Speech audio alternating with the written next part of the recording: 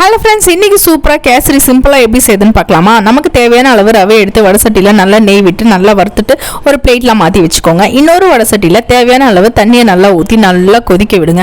நல்லா தண்ணி கொதிச்சதுக்கப்புறம் பார்த்தீங்கன்னா நம்ம வறுத்து வச்ச ரவையை அதில் நல்லா கொட்டிக்கோங்க.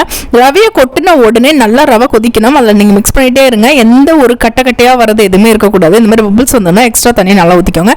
நல்லா ஊற்றி கொதிச்சதுக்கப்புறம் பார்த்தீங்கன்னா தேவையான அளவு சுகர் நீங்கள் ஆட் பண்ணிக்கோங்க. உங்களுக்கு சுகர் கொஞ்சம் ஜாஸ்தியாக வேணால் கொஞ்சம் ஜாஸ்தி கூட ஆட் பண்ணிக்கோங்க. சுகர் போட்டதுக்கு அப்புறம் பார்த்தீங்கன்னா நம்ம ஃபுட் கலர் எல்லாம் ஆட் பண்ணுறோம். ஆரஞ்சு இருந்தால் ஆரஞ்சு ஆட் பண்ணிக்கோங்க, இல்லைனா எல்லாம் ஆட் பண்ணிக்கோங்க. ஸோ நல்லா நான் வந்து ஆரஞ்சு எடுத்திருக்கேன், ஸோ அந்த கலர் ஆட் பண்ணுறேன். அண்ட் தேவையான அளவு நெய் நல்லா ஊற்றி நல்லா மிக்ஸ் பண்ணிக்கோங்க. மிக்ஸ் பண்ணதுக்கப்புறம் கடைசியில் பார்த்தீங்கன்னா கொஞ்சம் இன்னொரு வடை சட்டியில் நெய் விட்டு முந்திரி திராட்சை தேவையான அளவு நீங்கள் நல்லா வறுத்து இதில் அழகாக கொட்டிட்டிங்கன்னா சூப்பரான கேசரி ரெடி.